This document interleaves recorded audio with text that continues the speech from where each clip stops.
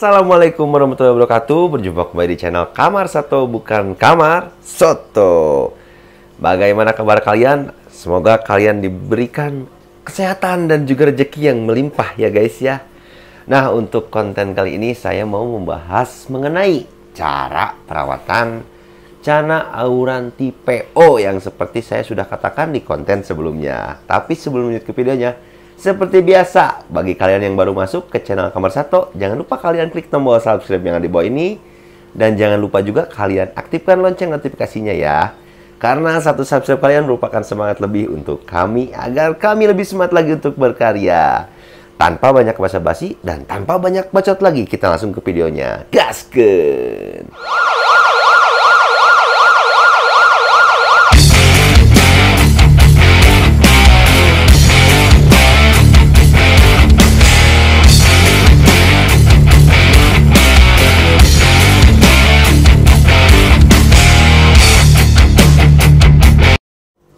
Oke, berbicara mengenai harga Auranti dulu ya. Harga Auranti yang saat ini bisa dibilang sedang murah ya.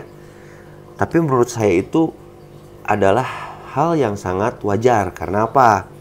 Karena hukum dan prinsip ekonomi itu kan biasanya ketika permintaan pasar besar dan ketika barang juga banyak, otomatis harga juga akan menjadi murah.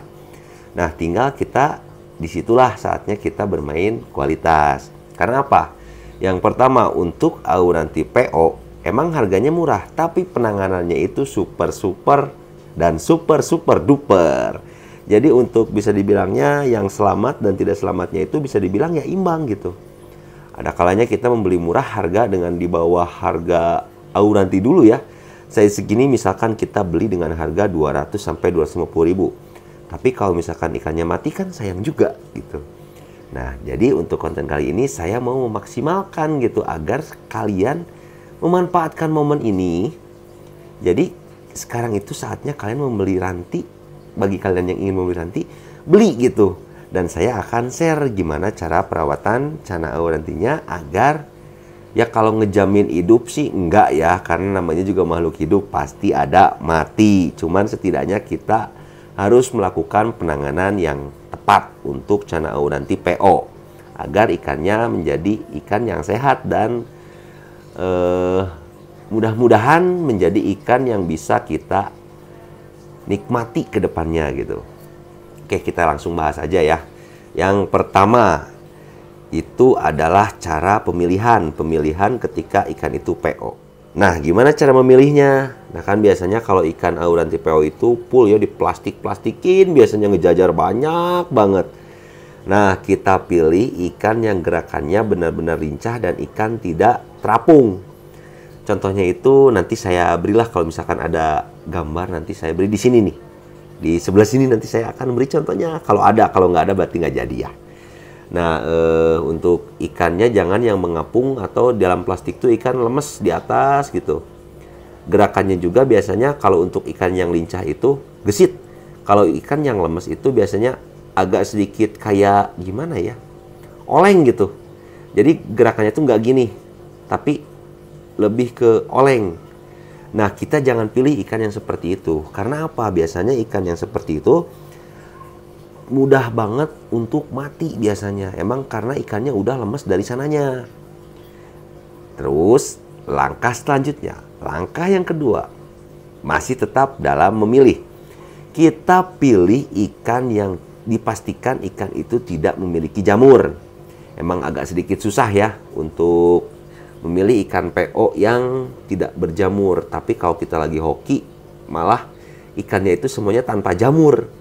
Nah, dan dulu itu ikan ini tuh ada jamur di pipi ini, di pipi sebelah kanan. Tapi sekarang alhamdulillah ikannya sudah tidak berjamur dan ikannya sudah flaring tangan.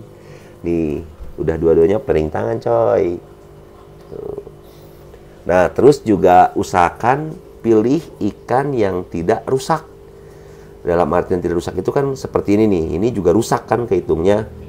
Ikan yang rusak, siripnya sobek, tapi karena saya yakin dan emang ini bakal tumbuh lagi siripnya, jadi saya pilih aja. Dan saya suka karena barnya itu, lihat ya, ini bar sebelah, ini sebelahnya lagi nih, tuh simet. Saya suka gitu. Jadi ya saya ambil aja, dan kebetulan ikannya juga gerakannya sehat. Nah ini langkah selanjutnya, langkah keberapa ya? Nantilah kita tulis juga langkah keberapa. Kalau nggak salah langkah keempat.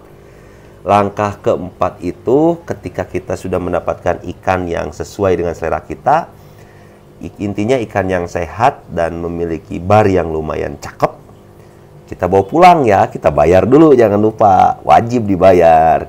Setelah kita bawa pulang, langkah yang harus dilanjutkan adalah kita karantina ikan tersebut. Bagaimana cara karantinanya? Sebisa mungkin kalian harus siapkan styrofoam. Styrofoam itu kalau bisa juga sebelum kalian beli PO, kalian isi dengan air sehari sebelum kita membeli ikannya, atau 2 hari, 3 hari lebih bagus. Dan kita beri air ketapang gitu.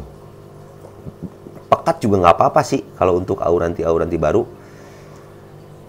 Yang penting ikannya itu, jadi sama kalau saya sih pribadi, ketika saya menggunakan styrofoam, saya gunakan daun ketapang yang emang dengan daun-daunnya, bukan air ketapang ya, bukan air dari hasil rendaman air ketapang, tapi plus daun ketapangnya, supaya ikannya juga nanti bisa sembunyi-sembunyi dikit lah di sana.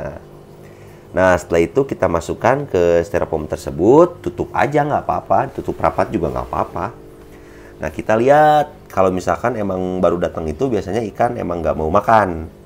Sehari sampai 2 hari itu emang ikan biasanya nggak mau makan. Jadi nggak apa-apa, karena itu hal yang wajar, karena ikannya juga masih stres.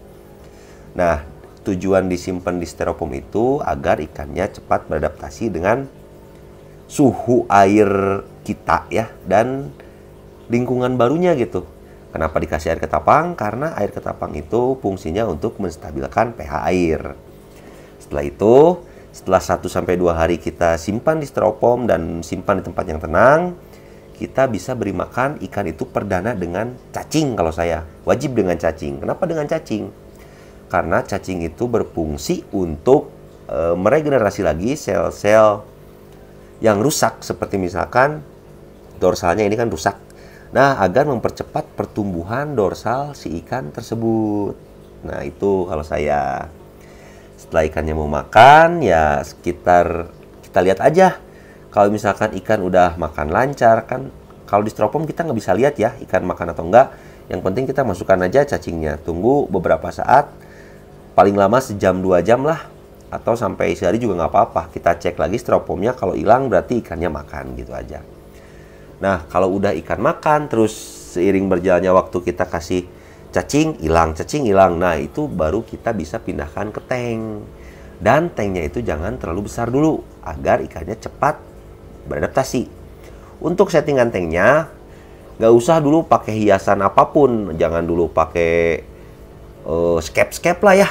Intinya yang penting ada pasir, dan akuariumnya itu jangan terlalu besar, gitu aja. Nah, setelah masuk akuarium baru deh. Nah, satu lagi, biasanya kalau untuk pertama masuk akuarium saya nggak pernah pakai lampu dulu. Jadi yang penting ikan masuk dulu, biarin ikan mau mojok, mau renang, mau gimana. Terserah ikan itulah. Yang penting ikan itu betah dulu aja di tempat barunya. Nah, kalau misalkan ikan udah terlihat betah, udah enak, nah baru kita kasih makan lagi. Mau makan atau enggak ikannya. Kalau ikan udah mau makan, ya kita mulai goda dengan cermin. Biasalah ya, standar untuk melatih mental biasanya. Kan kalau ikan udah mau makan, biasanya udah mau kejar pakan tuh. Nah, kita masukin pakan, kita coba godain pakai cermin, dan itu dia flaring ganti pakai tangan. Cermin lagi, ganti lagi pakai tangan. Gitu aja seterusnya sampai bener-bener ikan itu mau flaring ke tangan. Jadi sebetulnya untuk perawatan ikan PO itu mudah-mudah sulit gitu. Tapi kalau kita tahu caranya bisa dibilang ya mudah. Yang penting kita tidak salah. Yang pertama dalam pemilihan bahan. Maksudnya pemilihan bahan itu harus benar-benar kita pilih ikan yang benar-benar sehat dan benar-benar ikan yang sangat minim sekali untuk kekurangannya. Kekurangan itu ya bisa dibilang dengan jamur atau pin root, body root. Yang seperti itu apalagi jangan kita pilih lah. Percuma gitu. Emang kalau misalkan kita bisa ngobatin ya nggak apa-apa. Cuman kalau untuk biar lebih cepat lagi, ya udah pilih ikan yang lebih sempurna gitu, lebih enak untuk kita progres ke depannya. Terus jangan salah juga untuk penanganan karantinanya, karena karantina si ikan itu bener-bener apa ya, kata-kata yang enaknya tuh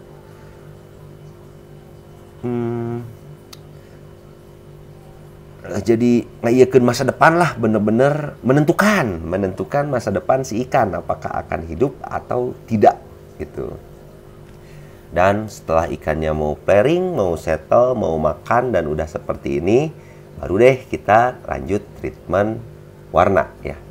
Jadi yang penting ikan sehat dulu, lanjut treatment mental, langsung treatment ke warna. Tuh ini kecil-kecil juga lumayan tuh. Yellow stripnya udah lumayan jelas dan juga udah mulai warnanya oranye.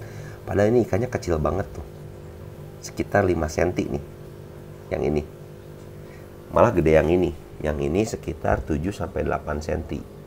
Kalau yang ini tuh bener-bener milik tuh apa ya, hoki banget gitu. Soalnya ini ikan tuh pertama datang 2 hari langsung pairing tangan, 4 hari langsung mingip-mingip kan. Tapi untuk ikan kecil jangan terlalu sering dimangap-mangapin lah, kasihan gitu. Karena tenaganya juga masih ya seperti inilah tuh. Yang penting kan bisa pairing, warna juga tuh udah lumayan kan kelihatan. Sekarang kita tinggal progres warna. Pertanyaannya, size berapakah kita mulai mentreatment ikan cana? Jawabannya sangat simpel, sedini mungkin. Oke, paling untuk konten kali ini segitu dulu aja. Terima kasih banyak untuk kalian yang sudah selalu support channel Kamar Sato. Tanpa kalian kita bukan apa-apa. Lancar terus rezeki kalian, sehat terus, dan jangan lupa tersenyum. Pokoknya tetap di channel Kamar Sato, bukan Kamar Soto.